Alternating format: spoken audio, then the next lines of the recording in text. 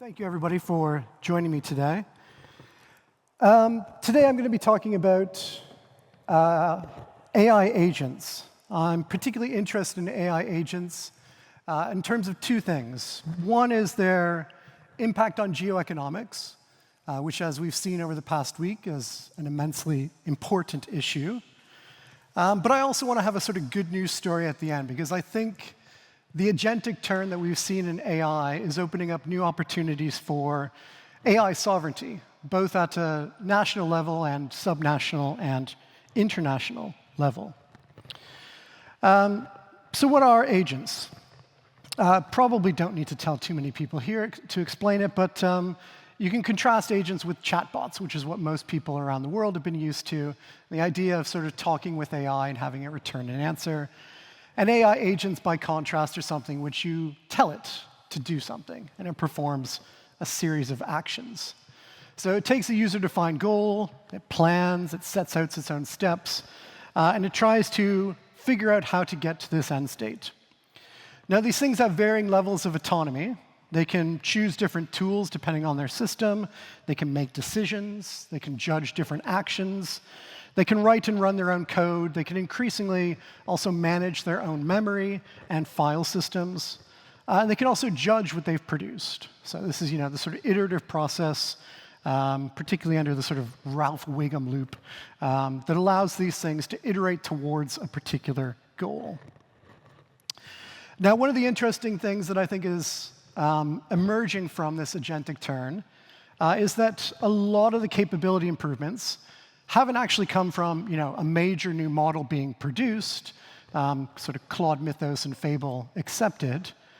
A lot of the improvements that we've seen over the past 6 months have instead come from scaffolding or harnesses built up around these systems. So these are different ways to access third-party tools and services, allowing these things to reach out and grab and do things that they couldn't do on their own. There's also a growing set of standards and protocols to enable different connections. So things like MCP, the Model Context Protocol, A2A, the Agent-to-Agent Protocol, and a whole slew of other acronyms, all designed to sort of increasingly standardize the ways in which these AI agents and models might interact with all these different services, but also with each other. Now, harnesses are a particularly important part of this story here. So things like Claude Code, Codex, and the viral phenomenon that was OpenClaw. And the harnesses here are, this took me a while to sort of figure out exactly what's meant by it, because it's quite a novel term at the moment. But these can be thought of as sort of overarching systems which try and reflect what the model's weaknesses are and figure out ways to get beyond that. So they try and help a model run for a longer period of time and also in a more reliable way. Now, they're often built to mitigate the limitations of existing models. So I'll give a very simple example. If a model, for instance, couldn't handle spreadsheets, couldn't do any sort of spreadsheet modifications, the harness might tell that model to then reach out to a third-party service which could actually do that sort of thing. And it's interesting, you sort of read, say, Anthropic's literature on this or OpenAI's literature on this, really reflecting on what are the weaknesses of their particular models, and then designing the harnesses as ways to overcome those particular weaknesses. The end result of all of this has been a massive increase in the ability of these agents to work for long periods of time. So there's the meter time horizons task chart, which, if you haven't seen it before, is probably the most important chart in AI at the moment, which basically measures out how long can these models perform tasks for, how long can they do a certain set of coding tasks. And as little as a while ago, it was maybe an hour or two. Now it's reaching up into over 16 hours with Claude Mythos.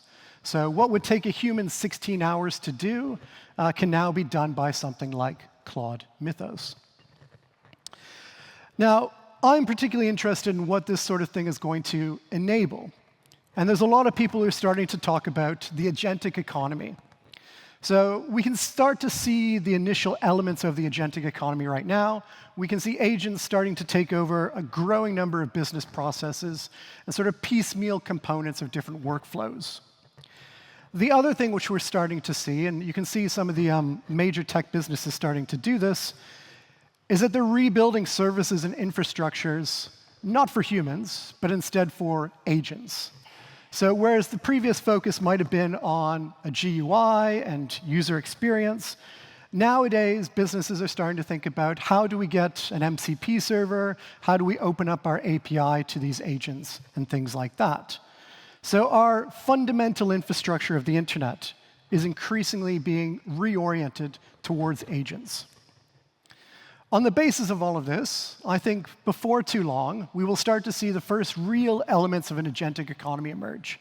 This is agents starting to interact with other agents autonomously to perform economic activities. Now, there's been a sort of a growing body of research around this topic. It's still a relatively small field, and I think you could probably read every piece of literature in this field. It's so small. But a lot of it is focused on what are the components that are necessary for building this infrastructure. So things like identity verification of different agents, communications protocols, oversight mechanisms, fail-safe mechanisms, all of these sorts of things. And then there's some more speculative pieces, particularly on Substack and things, that reflect on what is the nature of the agentic economy. So for instance, will it still be based around markets? Will it still be based around prices and price discovery? Or will it be some sort of alternative that we can't think about yet? So there's a lot of interesting speculative research there. The upshot is that within maybe a few years, 5 years, 10 years at most, we may have millions, billions, and eventually trillions of AI agents running around performing economic activities for all sorts of different things. They'll also be operating at superhuman speeds, so speeds that go far beyond what we can sort of meaningfully comprehend. And I think there's two interesting precursors that we can think about in this regard. One is high-frequency trading, where we already have semi-autonomous systems working at these sort of superhuman speeds at the very limits of physics in many cases. And we can also look at the infrastructure which underpins the internet, which is programmatic advertising. So programmatic advertising is, again, another system which is operating relatively autonomously at superhuman speeds and performing all these sorts of economic functions for the basis of the internet. Now, given the emergence of something like the agentic economy, this is where the geoeconomics of it all becomes increasingly important. And I should say here that I'm particularly interested in the intentional use of AI agents as geoeconomic weapons. So I'm not interested, for instance, in unintended consequences. You might think about, for instance, the flash crashes of high-frequency trading. And I'm also not interested in the sort of non-geoeconomic uses of AI agents. So for military purposes or cyber purposes. All of that stuff is important, but I don't think anybody's really been considering the geoeconomic elements.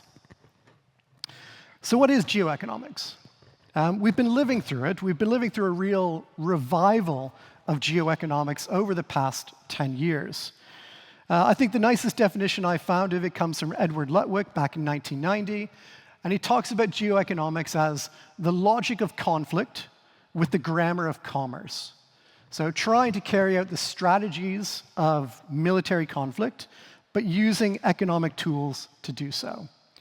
So this can be things like sanctions, it can be blockades, it can be export controls, and it's become really prominent in recent years as a state tool.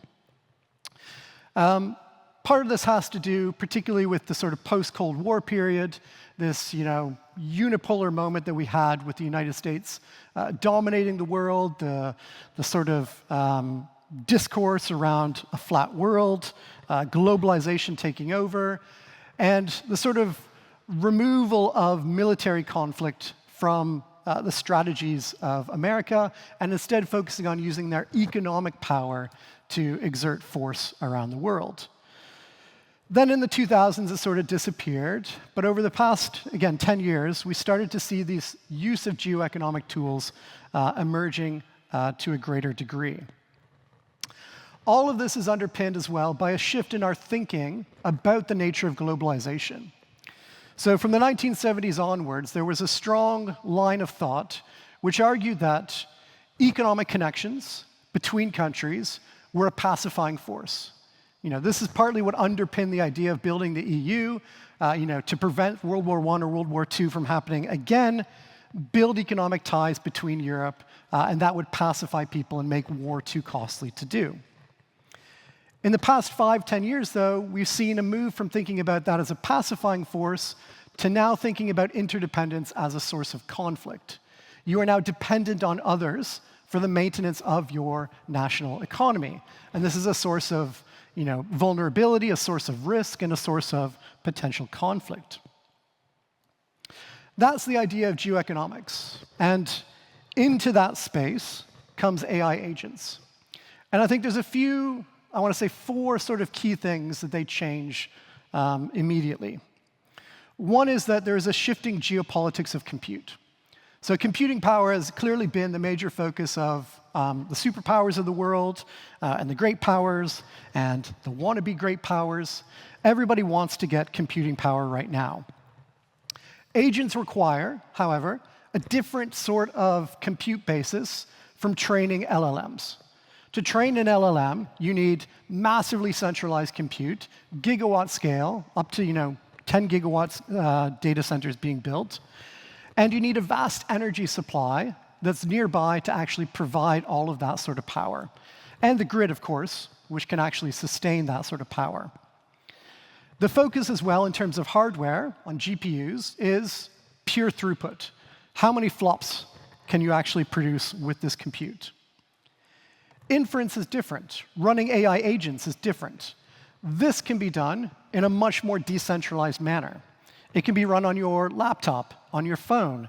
It can be run in very decentralized data centers. That means you can also have equally decentralized energy sources. You don't need to be building necessarily a new nuclear power plant to power this data center. The compute requirements of AI agents are also different from training. If training requires pure compute, AI agents increasingly require more memory. That is the major bandwidth for them at the moment, and it's why memory prices have been shooting up. And if you want to buy a new GPU for your computer or a new PlayStation 6, that's why it's becoming incredibly expensive. It's because AI agents require lots of memory. Now, all of this has an impact on geoeconomics, because a lot of our current geoeconomic tools are based around the idea that compute is important for training. And we can see this in the fact that regulation like the AI Act within the EU, but also export control laws across America, are based around compute thresholds. They're based around this training paradigm, which says that we don't want, in America, we don't want to give really powerful training GPUs to China. That changes then with inference. Export control laws at the moment don't take into account that memory is now the key hinge point. I'll give an example of this, which is the H20 controversy from last year. Trump decided that he wanted to sell the NVIDIA H20 chips to China, and there was a massive sort of uproar in Silicon Valley about why he was doing this. And the reason why was because the H20 on a training level didn't look all that powerful, but Silicon Valley knew that it was really good at inference, it was really good at doing sort of agentic AI stuff. So why give that to China? So that's the first change. AI agents will mean a rethinking of AI regulation and export controls, and a reconsideration of how compute might be managed around the world. The second change of AI agents has to do with this idea of weaponized interdependence. So this is an idea which was created by Henry Farrell and Abraham Newman, and it's become an increasingly popular way to think about the world as it exists today. In their work, they talk about two different effects of weaponized interdependence. They talk about panopticon effects and choke point effects. And AI agents have an impact on both of these. Panopticon effects have to do with the fact that if you control an international network, you can monitor its surveillance, you can monitor the data flowing through it, you can surveil it, and you can gain access to data from foreign competitors, foreign countries, and things like that. Agents, and I would say Meredith Whittaker has been really one of the most vocal people on this. Agents require access to all of your private data in order to work well. They can work without that access, but they don't work nearly as well. There's a massive trade-off between that sort of privacy and the effectiveness and capabilities of AI agents. They benefit from root access to your devices, and they bypass end-to-end encryption because they have to be able to simply read your screen, and so they're simply bypassing a lot of the security systems that we've already built up. This means that anybody who sort of controls those AI agents could potentially be able to sort of supersede, move beyond all of these security features and simply read people's screens. On top of that, there's an imperative to expand surveillance. So I think one of the big issues that we're going to see over the next year or two is the fact that in order to get AI agents working really well in businesses, you need to have intimate knowledge of the workflows of what workers are actually doing. And in order to get that knowledge of what workers are actually doing, you need to have massive surveillance of them. We can see this in Meta already. Meta has rolled out a massive surveillance system for its workers, which the workers have been pushing back against. But the reason why Meta is doing that is because they want that worker data. They want to understand what workers are doing in order to replace them with AI agents. Now, you can imagine a not-so-distant future where agents have potential access to diplomats, politicians, military leaders, corporate secrets, and much, much more. The source code leak of Claude Code, for instance, gave a fairly revealing image of how expansive this access can be. Claude Code has an immense amount of access to the files on your system, browser data, and a variety of system features that, at least if you're just looking at the basic interface, you may not recognize. And I think one of the most telling reactions to AI agents in the Panopticon is that OpenClaw, when it became this massive phenomenon in China, to the point that grandmothers were going and having OpenClaw installed on their computers, the Chinese government looked at it and said, great, wonderful, just don't do it on any government computers. Don't put it in any state-owned enterprises. Don't put it into any government institutions. So China, a very gung-ho sort of country about AI diffusion, simply said, no, actually, we're too worried about surveillance here. The other flip side aspect of AI agents and their impact on weaponized interdependence has to do with these choke point effects. And these are, when you have the ability to control an international network, choke point effects are about your ability to cut off access to it. So say, for instance, the SWIFT financial network. And if you build your economy, for instance, a future agentic economy, on a series of foreign AI agents, that's a massive risk that it might be shut down overnight. It's a significant vulnerability. And I think here choke point is a matter of degree. We can think about, for instance, choke points might be a matter of delayed access. So Mythos is a good example. Mythos was provided to US companies and to the US government. And European companies and European governments are only getting access much, much later to it. We might also think about choke points in terms of higher latency. So access might be provided, but on a slower performing system, with priority given to, say, American customers, American institutions, and Europe getting a much more slower system. There's also a degraded experience, and I think Claude Fable is a good example of this, which Claude Fable silently degrades your experience when you ask it certain AI development questions.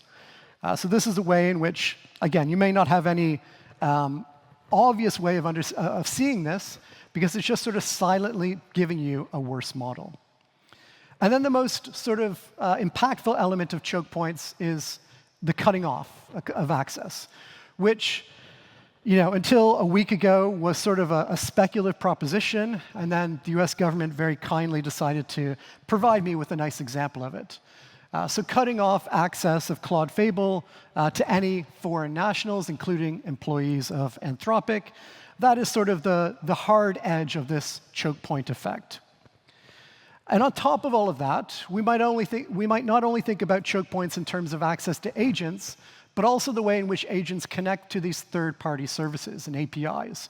Again, access there can be revoked quite quickly. So we've got the impact on compute. We've got the impact on weaponized interdependence. I think the third major impact here is about international inequalities. And there's a couple of different ways in which AI agents impact on international inequalities. First, there's an access divide, simply put, between those countries that have access to AI agents and those that do not. So this can be dependent on infrastructure, who has access to compute and who doesn't, but it's also dependent on things like skills, who knows how to actually make use of these systems and who doesn't. The second divide is is a quality divide between those who have access to good agents and those who have access to bad agents.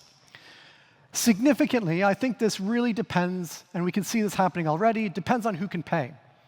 So rich countries are more likely to get good access, while poorer countries will have to settle for much worse quality systems. Particularly because these systems scale with inference. The longer they're run for, the more agents you have running. All of this means that they perform better, but they also cost much more. So there's a real divide in economic inequality emerging there. There's also going to be a scale divide between those countries which have access to lots of AI agents and those which have access to only a few.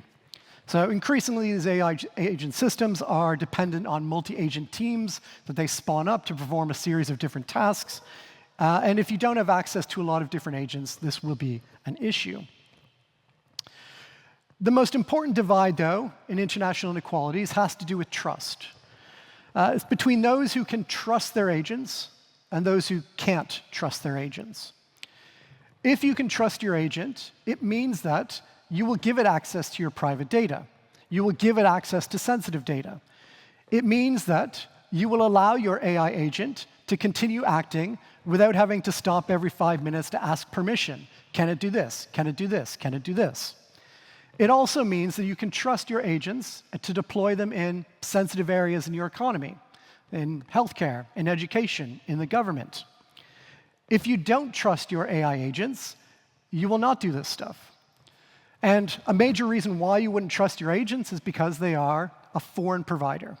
So American companies and American institutions, I think, will be able to trust their agents in a way that European institutions can't. Now, all of this means that AI agents really they amplify the key concerns of AI sovereignty. And I think if we look at what the EU is worried about right now, the EU is worried about running domestic businesses on foreign clouds. I think in 5 years' time, the worry will be about running domestic businesses on foreign AI agents and what the sort of vulnerabilities and risks of that are. Now, that's the bad news. The good news, and what I want to sort of finish my talk up here with, is to say that the agentic turn also, I think, allows for a different approach to AI sovereignty, which is much more viable than just chasing the sort of dream of a frontier model. Now, AI sovereignty is a massive issue around the world today. We see it in places like South Korea, in the EU, in India, in Brazil, in Chile. All sorts of places want some form of AI sovereignty. And I think they want it for 3 different reasons. One is to reduce foreign dependency, so to eliminate this risk of being cut off from these systems. The second goal is to maximize the capture of value from these systems, to make sure that this money isn't simply flowing into NVIDIA's pockets and flowing to Silicon Valley. And the third reason is also to build capacity to actually shape the values of these systems. So to implement AI on your own terms, to regulate it according to your own values, to build systems which reflect those values, rather than simply having American companies come in and do it all for you. And until now, the approach to AI sovereignty has largely been about what I call a one big model approach. So looking at what America's been doing, building these massive LLMs, building increasingly large LLMs and trying to chase that dream. We see it in India, we see it in South Korea, we see it in Chile, and we see elements of it in Europe as well. Tony Blair in the UK was arguing for this stupid Brit GPT thing as well. Lots of people thinking that this is the way to go. However, that relies upon all the sort of things I was talking about earlier. It relies upon highly centralized compute and massive scales of it. It requires immensely localized energy to that compute. It requires billions, tens of billions, hundreds of billions of dollars to be spent on this computing power. And most of that money that's spent on compute then doesn't stay in the domestic economy. It flows to TSMC, and it flows to NVIDIA, and it flows to all sorts of other places beyond the domestic economy. It also requires, if you want to build this big frontier model, putting immense pressure on your electrical grid and on your energy system. Do you have enough supply to simply add in a 5-gigawatt data center? Most countries in the world do not. On top of all of that, in most cases that we've seen, people that build a data center domestically then just lease it to an American company. It goes to the hyperscalers. So again, what's the purpose of building this stuff if it's just going to be then deployed to an American company? On top of all of that, you can imagine a sort of circumstance where, say, Europe built a fantastic frontier model. It leads the benchmarks. Everybody celebrates and says, hey, good job.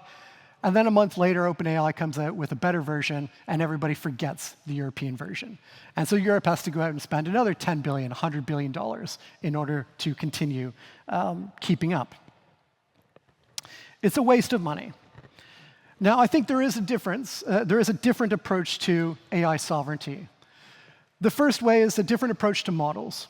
So China has one example, the fast follower approach, which basically says we're going to allow American AI labs to spend loads of money on R&D, doing all these sorts of different experiments to try and figure out, how do we add reasoning to these models? How do we do reinforcement learning properly? How do we do all of these other things? And then China sees that it happens, like with the O3 model, and then copies it and does a really cheap version of it. That's, I think, a very viable solution for many regions of the world, including Europe. I think also open source models are a really important frontier here, too. And this continues to be a sort of open debate. But we have the example of GLM 5.2, which just came out, I think, about a week ago. GLM 5.2 is, by most benchmarks and by both sort of vibes-based analysis, seems to be as good as the frontier models in terms of coding at the moment. So an open source model which has caught up with the frontier. And that's really important. The other thing is that within the agentic period, we don't just need big models. Small models are increasingly useful for agentic AI. What often happens, for instance, when you spawn up a series of different models on Claude Code is that it's calling a series of different smaller models to do this sort of thing. It's not just relying upon Claude Fable or anything like that. So building small models has a lot of virtue in the agentic AI period. On top of all of that, there's new research suggesting that you can combine these models together in ways which then equal or even beat frontier models. So we don't necessarily need to chase after the frontier approach. A second element here of AI sovereignty is not just that different approach to models, but also focusing on the scaffolding of AI agents. So again, as I argued earlier, a lot of capability improvements haven't come from new models. They've come from the harnesses, the scaffolding built onto these systems.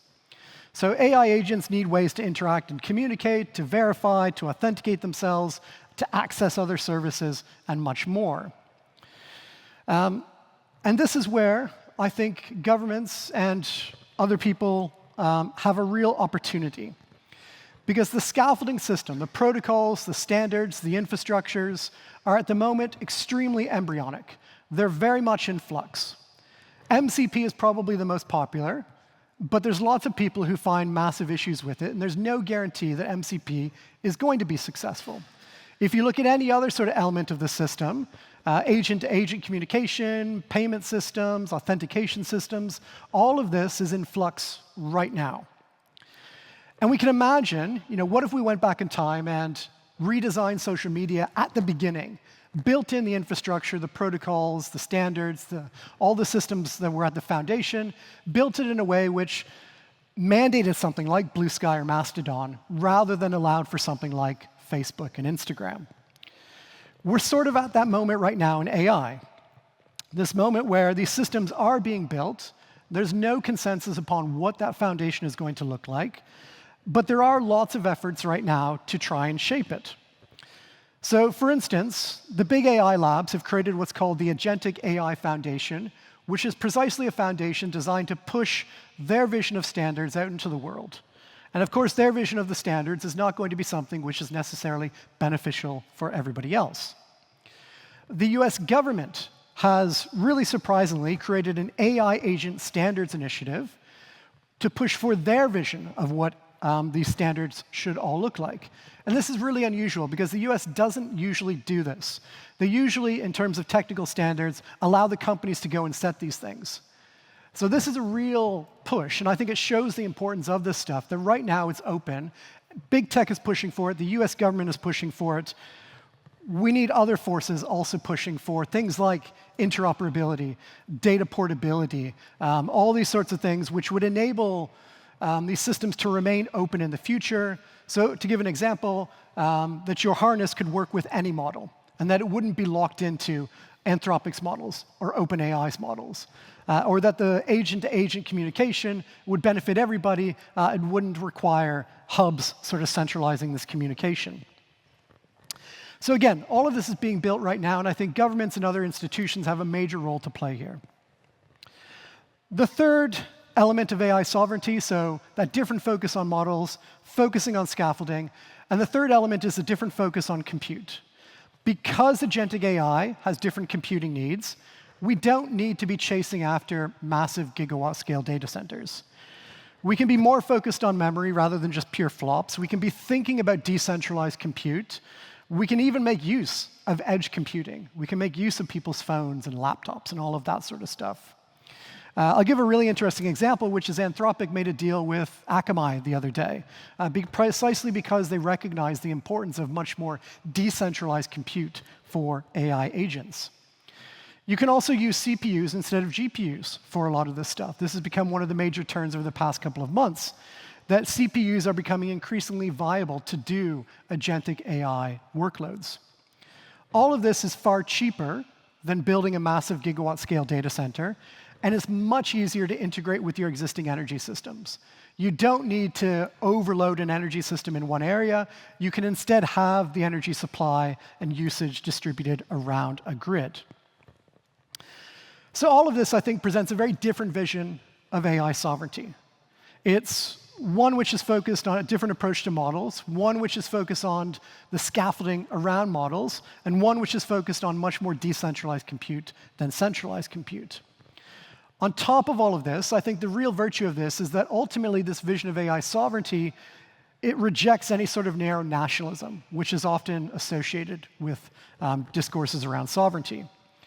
The focus here should be on interoperability, it should be on openness and on open source, and it should be on the collective shaping of standards and protocols that invite any company and country to become involved in it. The sort of future which I imagine for this is having a repository of very usable open source models, lots of different open source harnesses that can be used, and a scaffolding of protocols and standards which enable all of this to be interoperable, to be picked up and used by anybody. And again, anybody can contribute to it.